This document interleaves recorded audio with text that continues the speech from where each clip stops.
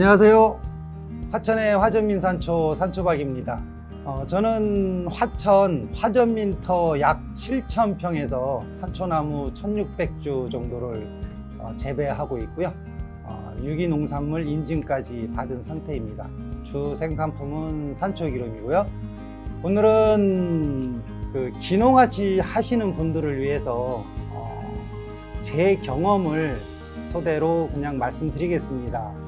일단 먼저 기농하시는 분들이 가장 먼저 생각하시는 것이 장목 선택이고, 그리고 그 다음이 판로 확보, 이 두 가지에서 굉장히 고심을 하고 계시는 것 같아서 저 같은 경우 오늘 그 두 가지 부분을 좀 제 경험을 토대로 이제 팩트만 말씀드리고 싶습니다.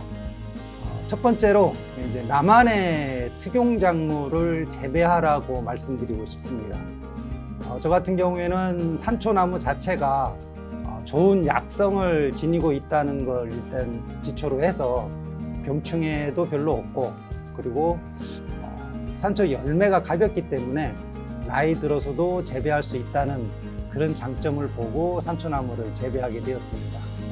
그 다음 단점을 장점으로 바꿀 자신이 있는 작목을 선택하라고 말씀드리고 싶습니다. 산초나무는 단위 면적당 수확량이 굉장히 작습니다.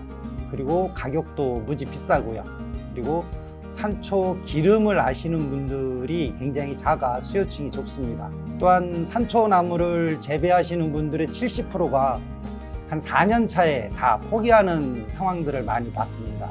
그래서 제가 산초나무를 재배할 경우에 오히려 거기에 틈새가 있다고 생각을 해서 저는 산초나무를 선택하게 됐고요.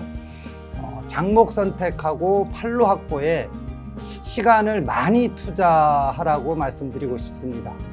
급하게 결정하신 만큼 실패가 따른다는 부분들이 전부 제가 느꼈던 경험이라서, 저는 산초나무를 심을 때 1년간 멘토 농장에서 경작을 해주면서 배워서 심었는데도 불구하고 2년간 여러 가지 실수를 했습니다.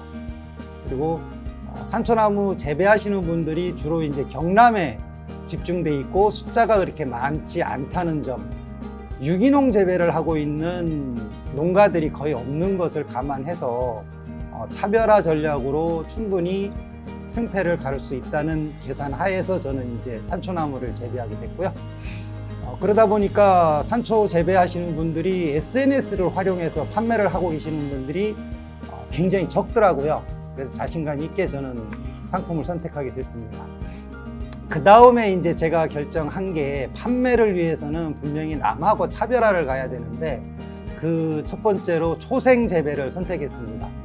그 초생 재배를 하시는 과수 농가들의 대부분이 풀을 억제하기 위해서 헤어리빛이나 아니면 클로버 이런 것들을 심어서 풀을 억제하기 위한 초생 재배를 하시는 분들이 대다수인데, 저 같은 경우에는 생물성 다양화로 해서 토양이 다양한 영양분으로 갈 수 있게끔 차별화를 가져갔습니다. 그래서 예초를 할 때도 열매 결실이 된 다음에 예초를 하고, 그리고 계절별로 다양한 식물들이 나오는 것을 오히려 저는 토양의 영양 성분을 다양화시키기 위해서 좋다고 판단을 했습니다.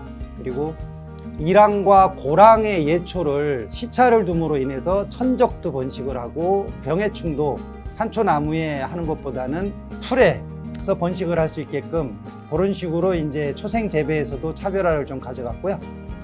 그 다음으로 제가 차별화를 가져간 거는 해양 심층수 농법입니다. 산속에서 바닷물 좀 어울리지 않는 것 같죠. 그렇지만 일반 토양에서는 미네랄을 공급해 줄 수 있는 방법이 없습니다.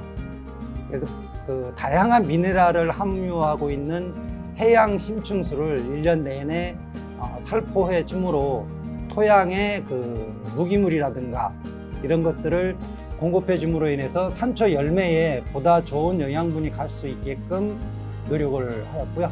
그 다음으로 선택한 게 이제 부산물 발효 액비 농법입니다. 저 같은 경우에는 산초 농장에서 나오는 부산물 하나도 바깥으로 유출시키지 않는 게 제 목표입니다. 산초 기름을 짜기 위해서 어차피 이제 기름 성분은 산초 열매 씨앗은 어쩔 수 없이 저희가 유출이 되지만 그 기름을 짠 이런 커피박이라든가 또는 산초 열매 껍질, 로드킬 당한 동물들 이런 것들을 전부 액비화 시켜서 토양으로 되돌려주는 그런 농법을 선택을 했습니다. 그리고 이제 미생물 농법으로 땅을 살리는 방법을 해서 남들하고 똑같은 유기농이라 하더라도 같은 유기농이 아닌 차별화를 가져가는 것을 목적으로 했고요. 산초 열매도 달리지 않는 숫산초나무를 산초 농장에 심음으로 인해서 저희 그 계란에 보게 되면은 유정란하고 무정란하고 맛하고 색깔이 다른 거는 아마 누구나 아실 겁니다. 분명히 숫산초나무의 그 꽃하고 수정이 된 산초 열매는 영양 성분이 다르리라는 판단에서 저 같은 경우는 산초 농장에 숫산초나무를 심었고요. 병충해 방제도 이제 주로 할미꽃 뿌리, 백봉이라고 하죠. 할미꽃 뿌리나 은행나무 열매를 활용해서 병충해 방제를 하고 있습니다. 이렇게 그 같은 유기농이라 하더라도 차별화를 둬서 재배를 하고 있는데 현재 산초 기름이 유기농 인증을 받은 산초 기름은 국내에 제가 유일합니다. 그리고 저는 최고의 약성을 함유하고 있다라고 자부심을 갖고 있습니다. 이게 이제 제가 그 제품을 차별화시키는 방법에서 선택한 부분이고요.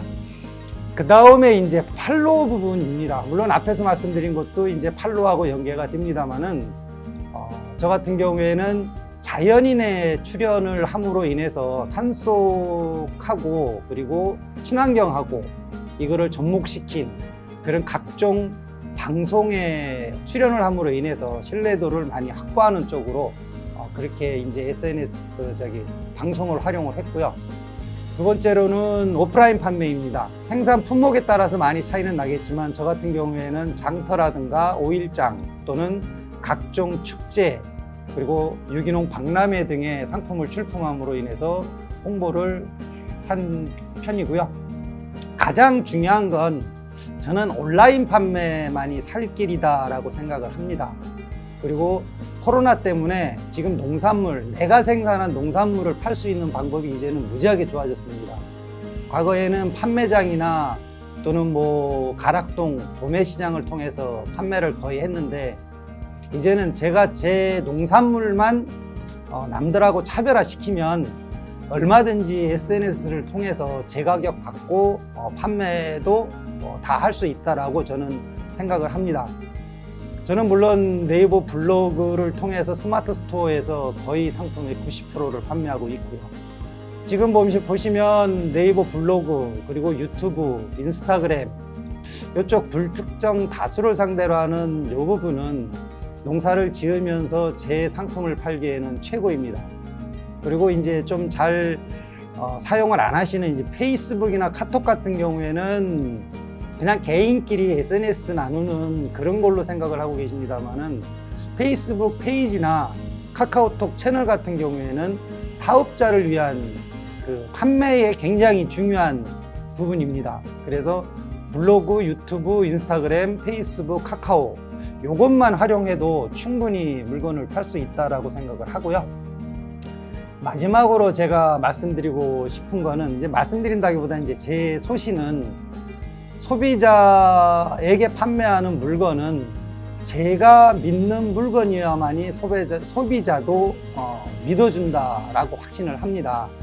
그래서 내 물건에 대해서, 내 생산 농산물에 대해서 누구보다 자부심을 갖고 신뢰를 가지면 판매도 충분히 할 수 있다라고 생각을 합니다.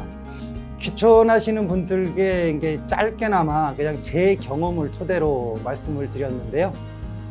조금이나마 도움이 되셨으면 합니다. 감사합니다.